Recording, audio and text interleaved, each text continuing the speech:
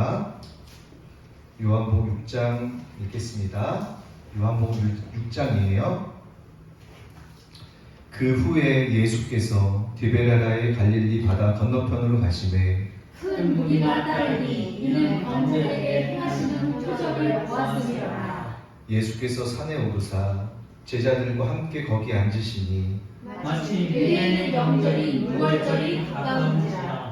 예수께서 눈을 들어 큰 무리가 자기에게로 오는 것을 보시고 빌립에게 이르시되 우리가 어디서 떡을 사서 이 사람들을 먹이겠느냐 하시니 이렇게 말씀하시면 친히 어떻게 하실지를 아시고 빌립을 시험하고자 하시니라. 빌립이 대답하되 각 사람으로 조금씩 받게 할지라도 200데나리온의 떡이 부족하리이다. 제자들은 않고 시몬 베드로의 형제 안드레가 예수께 여쭤가되 여기 한 아이가 있어 보리떡 5개와 물고기 2마리를 가지고 있나이다. 그러나 그것이 이 많은 사람들에게 얼마나 되겠사옵나이까. 예수께서 이르시되 이 사람들로 안내라 하시니 그곳에 잔디가 많은지라 사람들이 앉으니 수가 5,000명쯤 되더라. 예수께서 떡을 가져 축사하신 후에 앉아있는 자들에게 나눠주시고 물고기도 그렇게 그들의 원대로 주시니라. 그들이 배부른 후에 예수께서 제자들에게 이르시되 남은 조각을 거두고 버릴 것이 없게 하라 하시므로 이에 거두니 보리떡 5개로 먹고 남은 조각이 12바구니에 찼더라. 그 사람들이 예수께서 행하신 이 표적을 보고 말하되 이는 참으로 세상에 오실 그 선지자라 하더라. 그러므로 예수께서 그들이 와서 자기를 억지로 붙들어 임금으로 삼으려는 줄 아시고 다시 혼자 산으로 떠나 가시니라. 저물매 제자들이 바다에 내려가서 배를 타고 바다를 건너 가버나움으로 가는데 이미 어두웠고 예수는 아직 그들에게 오시지 아니하셨더니 큰 바람이 불어 파도가 일어나더라. 제자들이 노를 저어 10여리쯤 가다가 예수께서 바다 위로 걸어 배에 가까이 오심을 보고 두려워하거늘 이르시되 두려워하지 말라 하시니라. 이에 기뻐서 배로 영접하니 배는 곧 그들이 가려던 땅에 이르렀더라. 이튿날 바다 건너편에 서 있던 무리가 배 한 척 외에 다른 배가 거기 없는 것과 또 어제 예수께서 제자들과 함께 그 배에 오르지 아니하시고 제자들만 가는 것을 보았더니 그러나 디베라에서 배들이 주께서 축사하신 후 여럿이 떡 먹던 그곳에 가까이 왔더라. 우리가 거기에 예수도 안 계시고 제자들도 없음을 보고 곧 배들을 타고 예수를 찾으러 가버나움으로 와서 바다 건너편에서 만나 라피여 언제 여기 오셨나이까 하니 예수께서 대답하여 이르시되 내가 진실로 너희에게 이르노니 너희가 나를 찾는 것은 표적을 본 딸딸이 아니요 떡을 먹고 배부른 딸딸이로다. 썩을 양식을 위하여 일하지 말고 영생하도록 있는 양식을 위하여 하라. 이 양식은 인자가 너희에게 주리니 인자는 아버지 하나님께서 인치신 자니라. 그들이 묻되 우리가 어떻게 하여야 하나님의 일을 하오리까. 예수께서 대답하여 이르시되 하나님께서 보내신 일을 믿는 것이 하나님의 일이니라 하시니 그들이 묻되 그러면 우리가 보고 당신을 믿도록 행하시는 표적이 무엇이니까 하시는 일이 무엇이니까. 기록된 바 하늘에서 그들에게 떡을 주어 먹게 하였다 함과 같이 우리 조상들은 광야에서 만나를 먹었나이다. 예수께서 이르시되 내가 진실로 너희에게 이르노니 모세가 너희에게 하늘로부터 떡을 준 것이 아니라 내 아버지께서 너희에게 하늘로부터 참떡을 주시나니 하나님의 떡은 하늘에서 내려 세상에 생명을 주는 것이니라. 그들이 이르되 주여 이 떡을 항상 우리에게 주소서. 예수께서 이르시되 나는 생명의 떡이니 내게 오는 자는 결코 줄이지 아니할 터이요 나를 믿는 자는 영원히 목마르지 아니하리라. 그러나 내가 너희에게 이르기를 너희는 나를 보고도 믿지 아니하는도다 하였느니라. 아버지께서 내게 주시는 자는 다 내게로 올 것이요 내게 오는 자는 내가 결코 내쫓지 아니하리라. 내가 하늘에서 내려온 것은 내 뜻을 행하려 함이 아니요 나를 보내신 이의 뜻을 행하려 함이니라. 나를 보내신 이의 뜻은 내게 주신 자 중에 내가 하나도 잃어버리지 아니하고 마지막 날에 다시 살리는 이것이니라.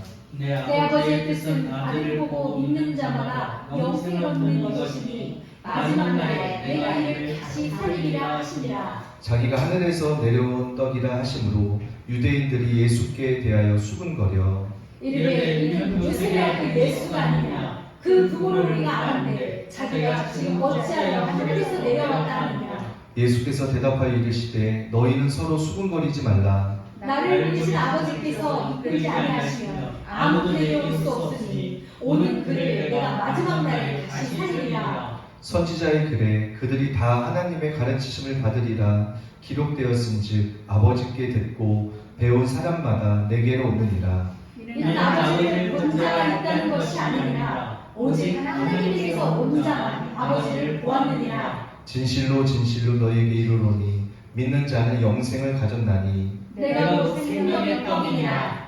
너희 조상들은 광야에서 만나를 먹었어도 죽었거니와 이는 하늘에서 내려온 떡이니 사람으로 하여금 먹고 죽지 아니하게 하는 것이니라. 나는 하늘에서 내려온 살아있는 떡이니 사람이 이 떡을 먹으며 영생하리라.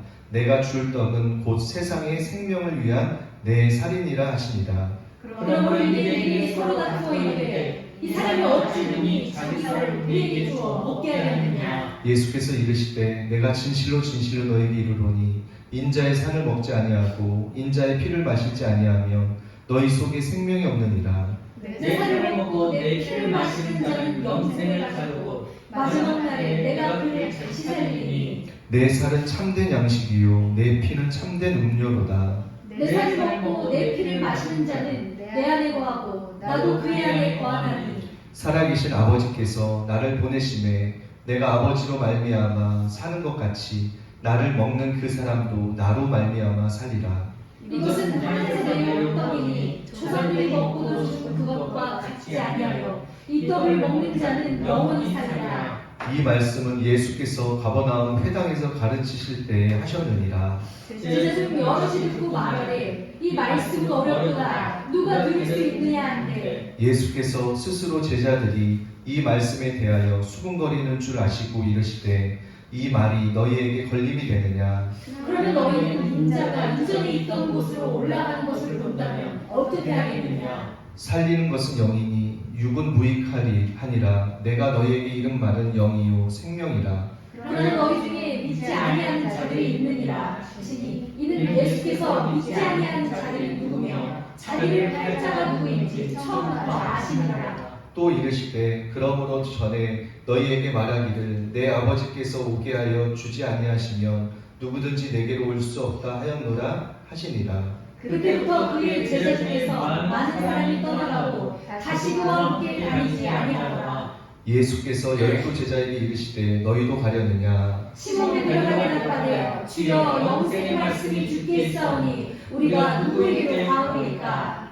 우리가 주는 하나님의 거룩하신 자인 줄 믿고 알았사옵나이다. 예수께서 대답하시되 내가 너희 열두를 택하지 아니하였느냐. 그러나 너희 중에 한 사람은 마귀니라 하시니. 이 말씀은 가롯 시몬의 아들 유다를 가리키심이라.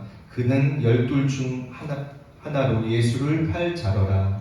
그 후에 예수께서 갈릴리에서 다니시고 유대에서 다니려 아니하시는 유대인들이 죽이려 하니라. 유대인의 명절인 초막절이 가까운지라. 그 형제들이 예수께 이르되 당신이 행하는 일을 제자들도 보게 여기를 떠나 유대를 가셔서. 스스로 나타나기를 구하면서 묻혀서 일하는 사람이 없나니 이 일을 행하려 하거든 자신을 세상에 나타내소서 하니. 이는 그 형제들까지도 예수를 믿지 아니하느니라. 예수께서 이르시되 내 때는 아직 이르지 아니하였거니와 너희 때는 늘 준비되어 있느니라. 세상이 너희를 미워하지 아니하되 나를 미워하니 이는 내가 세상의 일들을 악하다고 증언하니라.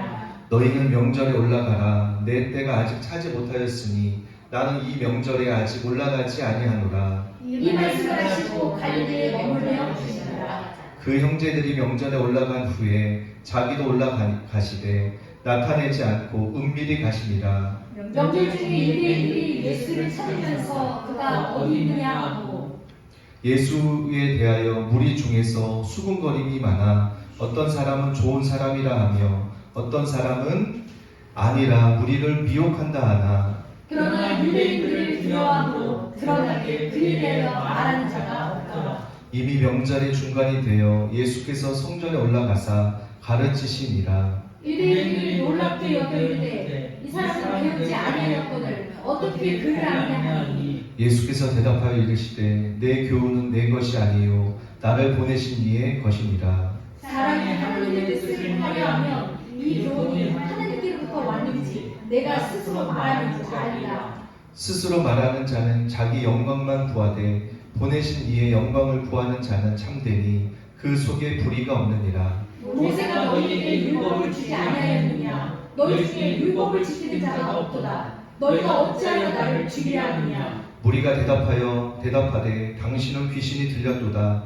누가 당신을 죽이려 하나이까? 예수께서 대답하여 이르시되 내가 한 가지 일을 행하매 너희가 다 아는 말이야 이 사람이 얻는다. 모세가 너희에게 할례를 행하였으니 그러나 할례는 모세에게서 난 것이 아니요 조상들에게서 난 것이라.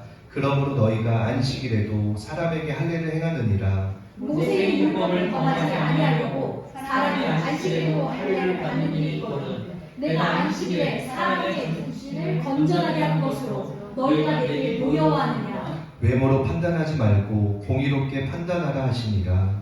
예루살렘 사람 중에서 어떤 사람이 말하되 이는 그들이 죽이고자 하는 그 사람이 아니냐? 보라 드러나게 말하되 그들이 아무 말도 아니하는도다. 당국자들은 이 사람을 참으로 그리스도인인 줄 알았는가? 그러나 우리는 이 사람이 어디서 왔는지 알아. 그리스도께서 오실 때에는 어디서 오시는지 아는 자가 없으리라 하는지라. 예수께서 성전에서 가르치시며 외쳐 이르시되 너희가 나를 알고 내가 어디서 온 것도 알거니와 내가 스스로 온 것이 아니니라. 나를 보내신 이는 참되시니 너희는 그를 알지 못하나. 나는 아노니 이는 내가 그에게서 났고 그가 나를 보내셨음이라 하시니. 그들이 예수를 잡고자 하나 손을 대는 자가 없으니 이는 그의 때가 아직 이르지 아니하였음이러라. 우리 중에 많은 사람이 예수를 믿고 말하되 그리스도께서 오실지라도 그 행하실 표적이 이 사람이 행한 것보다 더 많으냐 하니. 예수에 대하여 무리가 수군거리는 것이 바리새인들에게 들린지라. 대제사장들과 바리새인들이 그를 잡으려고 아랫사람을 보내니 예수께서 이르시되 내가 너희와 함께 조금 더 있다가 나를 보내신 이에게로 돌아가겠노라. 너희가 나를 찾아도 만나지 못할 터이요 나 있는 곳에 오지는 못하리라 하시니. 이에 유대인들이 서로 묻되 이 사람이 어디로 가기에 우리가 그를 만나지 못하리요? 헬라인 중에 흩어져 사는 자들에게로 가서 헬라인을 가르칠 터인가? 나를 찾아도 만나지 못할 터이요 나 있는 곳에 오지도 못하리라 한 이 말이 무슨 말이냐 하니라. 명절 끝날 곧 큰 날에 예수께서 서서 외쳐 이르시되 누구든지 목마르거든 내게로 와서 마시라. 나를 믿는 자는 성경에 이른 것 같이 그 배에서 생수의 강이 흘러나오리라 하시니. 이는 그를 믿는 자들이 받을 성령을 가리켜 말씀하신 것이라. 예수께서 아직 영광을 받지 아니하셨으므로 성령이 아직 그들에게 계시지 아니하시더라. 이 말씀을 들은 무리 중에서 어떤 사람은 이 사람이 참으로 그 선지자라 하며 어떤 사람은 그리스도라 하며 어떤 이들은 그리스도가 어찌 갈릴리에서 나오겠느냐. 성경에 이르기를 그리스도는 다윗의 씨로 또 다윗이 살던 마을 베들레헴에서 나오리라 하지 아니하였느냐 하며 예수 말미암아 우리 중에서 쟁론이 되니 그 중에는 그를 잡고자 하는 자들도 있으나 손을 대는 자가 없었더라. 아랫사람들이 대제사장들과 바리새인들에게 오니 그들이 묻되 어찌하여 잡아오지 아니하였느냐. 아랫사람들이 대답하되 그 사람들이 말하는 것처럼 말한 사람은 이때까지 없었나이다 하니. 바리새인들이 대답하되 너희도 미혹되었느냐. 당국자들이나 바리새인 중에 그를 믿는 자가 있느냐. 율법을 알지 못하는 이 무리는 저주를 받은 자로다. 그 중에 한 사람 곧 전에 예수께서 왔던 니고데모라 그들에게 말하되 우리 율법은 사람의 말을 듣고 그 행한 것을 알기 전에 심판하느냐. 그들이 대답하여 이르되 너도 갈릴리에서 왔느냐 찾아보라 갈릴리에서는 선지자가 나지 못하느니라 하였더라. 다 각각 집으로 돌아가고 예수는 감난산으로 가시니라. 자, 여기까지 하겠습니다. 8장부터는 다음 주에 하겠습니다. 여러분 말씀 중에 여러분 인격적인 하나님을 만나야 합니다. 아멘. 말씀 중에 인격적으로 만나지 않으면요, 여러분이 어떻게 변해가냐면 종교적으로 변해갈 수 있어요. 우리가 교회에 나와서 돌아가서 안심하고 하나님 앞에 예배드렸다, 이런 종교적인 행위가 될 수 있습니다. 그러나 말씀과 기도로 살아계신 그 하나님과의 교제가 내 인격이 되고, 그 하나님과 나와의 교제가 나와의 달콤한 사랑이 될 때 우리 가치관이 변합니다. 그리고 우리의 생각이 변하고요. 그리고 결국 우리의 태도가, 행동이 변하게 됩니다. 그래서 여러분, 말씀 읽는 것이 너무너무 중요합니다. 65장에 보니까, 66절에 보니까 그때부터 그의 제자 중에서 많은 사람이 떠나가고 다시 그와 함께 다니지 아니하더라. 그러니까 예수님이 당시 제자들이 알 수 없는 말들, 진리를 전합니다. 근데 그 제자 중에 많은 제자들이요 떠나갔다고 해요. 그리고 67절에 예수께서 12제자에게 이르시되 너희도 가려느냐. 여러분, 12제자 외에도 수많은 제자들이 있었습니다. 수많은 제자와 무리들이 있었습니다. 그런데 예수님이 진리를 전해요. 그런데 그 진리를 들었던 제자들 중에서 다수가 떠나가 버려요. 웅성웅성거리고. 예수님의 가르침이 이상해 라고 생각하면서 떠나가 버립니다. 그리고 예수님이 제자들에게 이제 물어요. 너희도 가려느냐. 그때 유명한 말씀이 나오죠. 68절 한번 같이 읽어볼게요. 시작. 시몬 베드로가 대답하되 주여 영생의 말씀이 주께 있사오니 우리가 누구에게로 가오리까. 아멘. 베드로가 딱 나서서요, 영생의 말씀이 여기 있는데 우리가 어디 갑니까? 라고 예수님 앞에 이야기합니다. 여러분, 왜 우리가 하나님의 음성을 들어야 되고, 왜 우리가 그분과 살아계신 하나님과 말씀과 기도로 날마다 교제를 해야 되는 이유가 있습니다. 그 이유는요, 앞으로 말세로 가면 갈수록 어떻습니까? 진실이 거짓으로 둔갑하고요. 지금이 난리와 난리의 소문들이 들려지고, 나라가 대적하고, 아버지가 자녀를 대적하며 자녀가 아버지를 대적하는 일들이 있음으로 말미암아 미혹이 되기 쉬워져요. 그렇기 때문에 우리가 하나님과 인격적인 만남, 인격적인 교제, 그분과의 교제가 너무너무 중요한 필수라는 것이죠. 왜냐하면 하나님과의 친밀한 가운데 거하고 그분 말씀 안에서 그분의 성품을 깨닫고 말씀 안에서 그분이 어떠한지를 진리로, 계시로 깨닫지 않으면 우리도 미혹되기 쉽다라는 거예요. 제자들이요, 많은 제자들이요, 진리를 전했는데 자기들이 이해할 수 없으니까 떠나가 버립니다. 여러분, 그러지 않나요? 여러분, 큰 교회들 많죠. 지적인 교회들, 아주 똑똑한 사람들이 모인 그곳에, 목사님도 굉장히 똑똑하죠. 네, 교육 수준도 높고. 그런데 그 말씀 때문에 많은 사람들이 모이기도 하지만 말씀 때문에 또 떠나가기도 합니다. 성도들 안에 지식을 중요시 여기고 논리적인, 지적인 걸 중요시 여기면 그 중요시 여기는 그 말씀하고 목사님이 전하는 말씀하고 배치될 때 사람들은 혼란스럽고 떠나가 버립니다. 여러분, 진리를 했던 예수님이 전했던 그 진리를요, 제자들이 듣고 떠나가 버려요. 저와 여러분은요, 주님의 음성을 정확하게 알고 이게 주님의 음성이구나 라는 것을 확신할 때 우리는 믿음으로, 아멘으로 우리는 버틸 수 있는 것이죠. 아멘. 얼마나 상황이 안 좋더라도, 아무리 상황이 어렵더라도 주님이 주시는 주의 음성을 들으면 우리가 힘이 나는 경험 여러분 있지 않나요? 기도하다가요, 여러분이 간절히 원하는 것을 기도하는데 주님이 마음에 응답을 주세요. 평안으로 응답을 주시고, 여러분 기쁨으로 응답을 주시고, 여러분에게 응답을 주셨을 때 여러분은 어떻습니까? 그 문제가 이제는 더 이상 문제가 되지 않는 거예요. 해결이 당장 되지 않았는데 더 이상 근심이 사라지는 거죠.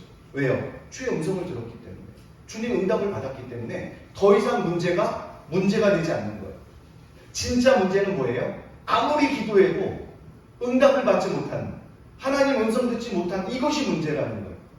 하나님의 음성을 들으면요, 지금 당장 문제가 해결되지 않아도 아무런 문제가 안 돼요. 거기서 믿음으로 반응하기 때문에 그렇죠. 여러분, 믿음은요 너무너무 중요합니다. 15절에 보니까 이런 말씀이 나오죠. 그러므로 예수께서 그들이 와서 자기를 억지로 붙들어 임금으로 삼으려는 줄 아시고 다시 혼자 산으로 떠나가시니라. 예수님께서요, 사람들이 자기를 억지로 유대의 임금으로 삼으려고 하는 줄을 아셨어요, 미리. 왜냐하면 이 전에 문맥에서 보면 12광주리에 대한 오병이의 기적을 베풉니다. 여러분 한번 생각해 보세요. 여러분이 눈앞에서 오병이의 이 기적을 경험한다고 한번 생각해 보세요. 사람이 5,000명도 훨씬 넘는데 작은 아이 한 끼 도시락, 물고기 2마리와 보리떡 5개가 5,000명을 넘고도 12광주리를 남는 그런 기적을 여러분이 경험했다고 한번 생각해 보세요. 당시에 유대인들이 예수님을 임금 삼으려고 했던 그것을 예수님은 알았던 거예요. 그리고 예수님이 어떻게 행동해요? 산으로 떠나가 버려요. 세상에 살아가는 방식이 아니죠. 오늘날 살아가는 방식에서 만약에 누가 나를 임금으로 추대한다고 한번 생각해 보세요.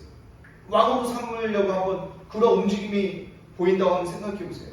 그럼 어떨까요? 은근히 즐기겠죠. 내가 내 입으로 얘기 안 하고 추대해준다고 하니까 얼마나 좋겠어. 근데 예수는 그렇지 않습니다. 여러분, 저와 여러분의 살아가는 방식이 어떻습니까? 여러분과 저는 인본주의적으로 살아가지 않나요? 여러분 잘 한번 생각해 보세요. 작은 교회, 큰 교회가 어디 있습니까? 성경에 작은 교회, 큰 교회 나누지 않습니다. 사람들이 나누는 거예요. 사람들이 대형 교회, 개척 교회 나누는 거예요. 하나님은 절대로 그렇게 나누지 않습니다. 여러분과 저가 알지 못하지만, 깨닫지 못하지만 인본주의적인 요소들이 너무너무 많아요. 근데 예수님이 살아가는 방식은 인본주의적인 사고방식으로 살지 않았습니다. 예수님은 철저하게 그분을 보내신 하나님 아버지의 뜻에 따라 살았던 것이죠. 그렇다면 저와 여러분이 이 세상에서 어떻게 반응하고 살아야 합니까?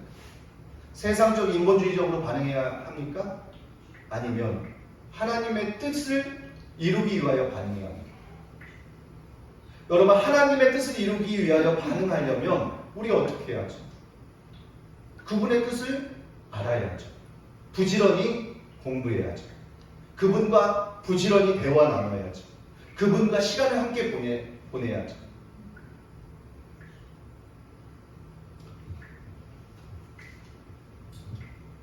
그리고 예수님 6절에 보니까 이렇게 말씀하시면 친히 어떻게 하실지를 아시고 빌립을 시험하고자 하심이라.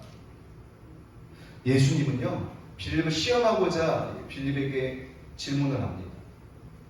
여러분, 하나님도 여러분을 시험하는 거 아십니까? 하나님도 저와 여러분을 시험하십니다. 하나님도 여러분을 시험하세요. 근데 하나님의 시험은 어떠한 시험이에요? 여러분을 살리는 시험이에요. 여러분을 높이기 위한 시험이에요. 여러분에게 풍성함을 더해주려는 시험이에요. 사단도 시험합니다. 사단도 여러분 테스트예요. 근데 사단의 테스트는 어떻습니까? 템테이션이죠. 사단의 테스트는 어때요? 죽이려고 하는 테스트예요. 우리를 끌어내리려고 하는 테스트입니다.